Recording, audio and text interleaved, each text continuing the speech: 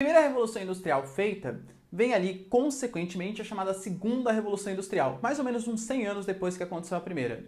Se a primeira teve como grande destaque a Inglaterra, por todos aqueles problemas, né, todas aquelas questões que eu falei para vocês, concentração de capitais, primeiro país a realmente se tornar um pouco mais liberal, afastar a presença do rei na Revolução Puritana e Gloriosa, a política de cercamentos, matéria-prima abundante, a gente pode colocar que na Segunda Revolução Industrial, aqui no século XIX, as grandes referências serão Estados Unidos, olha que interessante, hein? Primeira vez que estava saindo do eixo europeu, os Estados Unidos surgindo como uma grande potência.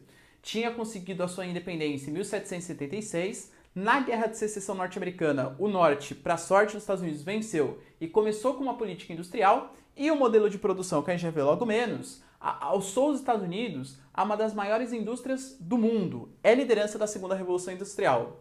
Junto com a Alemanha, eu coloquei para vocês aqui Prússia, para quem não sabe, né, a Alemanha, no início do processo de Segunda Revolução Industrial, ainda não tinha se unificado. Itália e Alemanha foram dois países que se unificaram muito tardiamente, e já num outro contexto, o Japão. O Japão é um contexto, galera, de verdade bem diferente, tá? O Japão, ele era um país antes de 1868 e ele passa a ser outro país depois de 1868. Quando vai entrar ali no Japão o imperador que unifica o Japão e faz o Japão deixar de ser um país feudal praticamente, tá? Eram vários feudos do Japão, todos divididos ali em shogunatos, e vai investir no processo de industrialização do Japão. Todos aqueles feudos, aqueles shogunatos comandados pelos shoguns tal, eles vão ser substituídos por conglomerados industriais, as chamadas zaibatsus. Mas claro, é um processo assim, galera. Vou até colocar aqui para vocês, né? Essas zaibatsus, que eram conglomerados industriais. Então muitos historiadores colocam como se o Japão também pertencesse à Segunda Revolução Industrial. De verdade, o que o Japão fez foi o Meiji unificar o país, fazer todo ele em torno de um prol de industrialização, partir para o imperialismo. Então ele começa a invadir a Manchúria na China, invade outros países ali do Sudeste Asiático em busca de matéria-prima, que é uma coisa que falta muito para os japoneses, e ocidentalizar o Japão. O Japão ele passa a trazer coisas do mundo ocidental. Cientistas japoneses vão estudar na Europa, vão estudar nos Estados Unidos, para tentar aprender o processo de industrialização e trazer de volta para o Japão. Então são as três grandes referências, com o Japão sendo um pouco mais tardiozinho, tá? Tem essa noção. Se a gente teve, né, a indústria têxtil como grande referência da primeira, aqui as indústrias de base, ou seja, as indústrias pesadas, a indústria de bem de produção, tais como siderúrgica, metalúrgica, aquelas que efetivamente, galera, vão consolidar um processo mais forte de industrialização, começa a surgir, assim como algumas indústrias de ponta, por exemplo, as automobilísticas. Talvez a grande referência que a gente possa ter aqui é a Ford, que vai surgir com o seu modelo Fordista, que a gente vai discutir logo menos, tá? A grande inovação foi o motor a combustão, não é mais um motor a vapor, e sim o motor a combustão, tendo ele, olha ele surgindo aqui, ó, o petróleo como grande fonte de inovação. O petróleo, nessa época, a gente até fala que é o início da era do petróleo. A gente não pode esquecer que o petróleo, além de ser utilizado como combustível para esse motor a combustão, ele também vai ser utilizado como matéria-prima para fazer plásticos, borrachas. O petróleo ele é descoberto assim, em grande escala, ele passa a ser utilizado para tudo. O petróleo ele é a base da Segunda Revolução Industrial, quando começa a ter exploração em larga escala. Tem que ter essa noção, tá bom? A eletricidade começa a surgir com muito mais ênfase.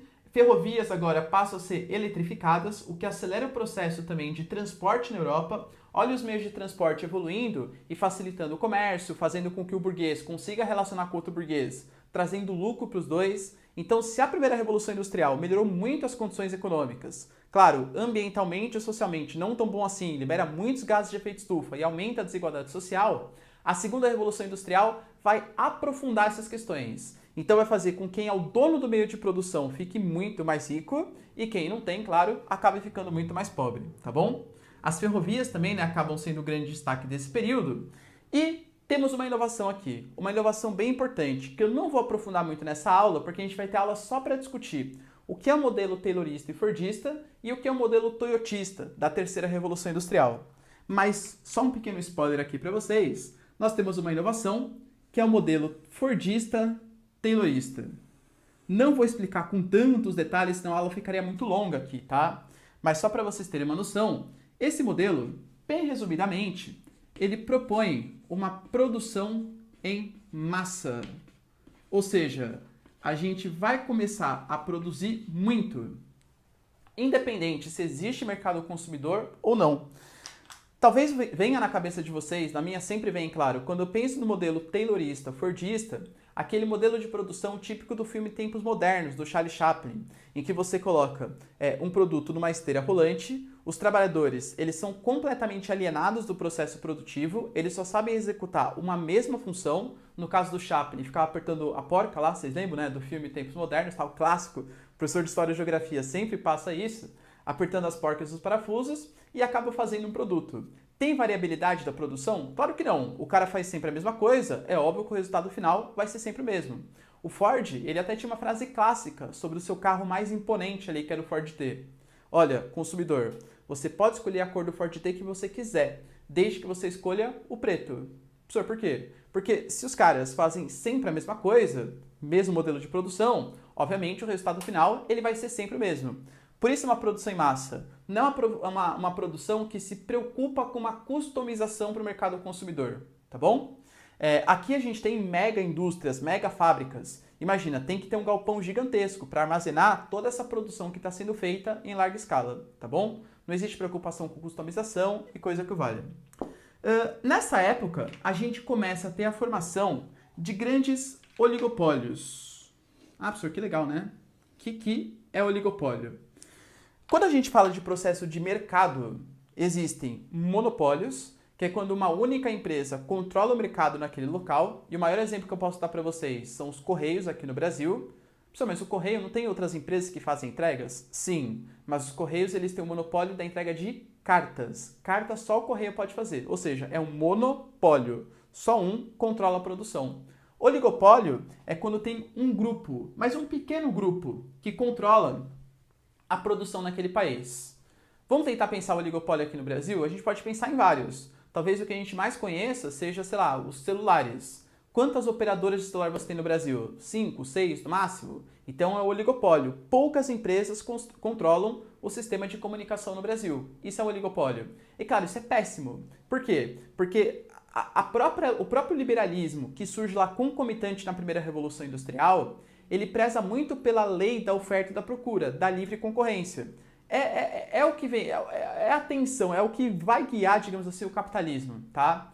Só que se você não tem um livre mercado, se você tem um monopólio, quebra completamente a lei da oferta e da procura. O maior exemplo que eu posso dar para vocês, imagina a cantina de colégio. Cantina de colégio geralmente é monopólio. Aliás, eles nem permitem que alunos, em geral, vendam ali um brownie, um biscoito, uma torta, qualquer coisa. Por quê? Porque a cantina tem que ter um monopólio. E já que a cantina tem um monopólio, geralmente ela vai vender, um salgado frio e caro e pequeno, em geral, tá? Imagina se tivessem outras cantinas. Se tivesse, por exemplo, 5 cantinas vendendo lanche para vocês, é bem possível que as 5 cantinas, pela concorrência que elas tivessem que fazer entre elas, oferecessem um salgado cada vez melhor a um preço cada vez menor.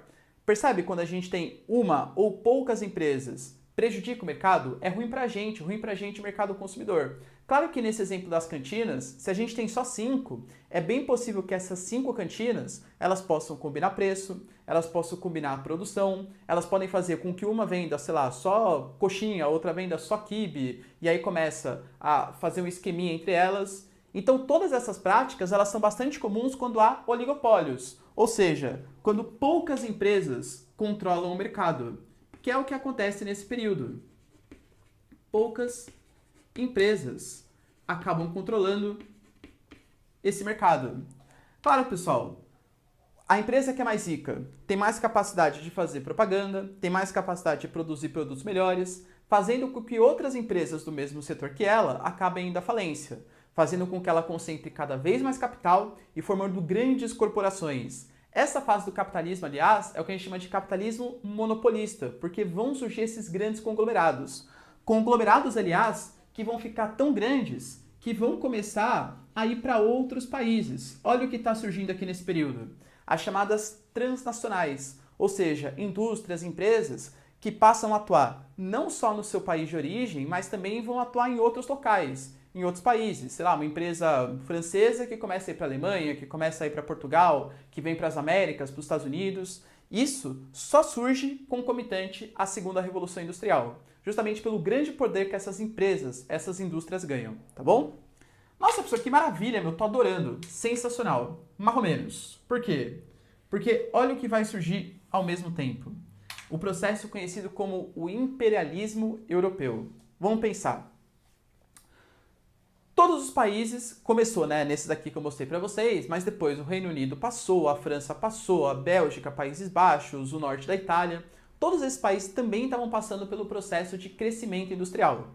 Você está produzindo cada vez mais, você vai precisar de matéria-prima e de mercado consumidor. O que os países europeus eles fazem? No chamado Congresso de Berlim, eles dividem, eles sentam todos eles ali numa mesa e dividem África e Ásia de acordo com seus próprios interesses. Se você pegar o mapa da África até hoje, principalmente a porção norte, pega ali Líbia, Argélia, Egito, todos eles são divididos em linhas retas. São fronteiras completamente artificiais. Por quê? Porque quem definiu esses limites, quem definiu essas fronteiras, foram os países europeus, de acordo com seus próprios interesses. E aí, claro, quem que eram as maiores potências da época? Ah, professor, a Alemanha, a Prússia, a antiga Alemanha, Itália também. Por incrível que pareça, Itália e Alemanha ficaram com as piores terras. Professor, mas por quê? Não era grande pujança, grande liderança econômica? Sim, só que tem um problema histórico aí no meio do caminho. Itália e Alemanha foram países que, enquanto os outros estavam preocupados em avançar sobre a África, avançar sobre a Ásia, para garantir mercado consumidor e matéria-prima, o que esses países estavam fazendo? Estavam preocupados com o seu processo de unificação interna. E aí, quando eles partiram para tentar dominar outros territórios, o que acabou acontecendo? Já tinha ido tudo. Vou dar um exemplo para vocês. A Alemanha, que era a maior produção industrial da Europa, ficou com a Namíbia, na África. A Namíbia, para quem não sabe, é o deserto do Kalahari. Percebe? E por conta dessas injustiças, começa a surgir na Europa um clima hostil entre as grandes potências. De um lado, Alemanha e a Itália recém-unificadas e sem territórios do imperialismo. Do outro lado, França e Inglaterra, já não mais aquele grande poderio econômico que tinha anteriormente, mas que tinha as melhores terras do imperialismo. Começa um período na história conhecido como a Paz Armada. Ou seja, resumidamente, vai dar problema. Eu sei que a gente está aqui no final do século XIX, num período de paz, mas qualquer coisinha que acontecer no mundo vai ser um prenúncio para uma guerra, porque os países estão muito hostis, a rivalidade está muito grande. Ou seja, a gente pode sim responsabilizar a própria Segunda Revolução Industrial pelo imperialismo europeu, consequentemente, Primeira Revolução Industrial, a crise de 29, que também é causada pela Primeira Guerra Mundial, e depois a Segunda Guerra Mundial. Percebam como tudo isso tem raízes históricas da Segunda Revolução. Professor, achei que era mó bom, tal. Claro que foi bom, grandes inovações. Mas existiram graves consequências políticas e geopolíticas históricas também. Beleza, galera? Deu para entender? Então, ó, tira um print aqui.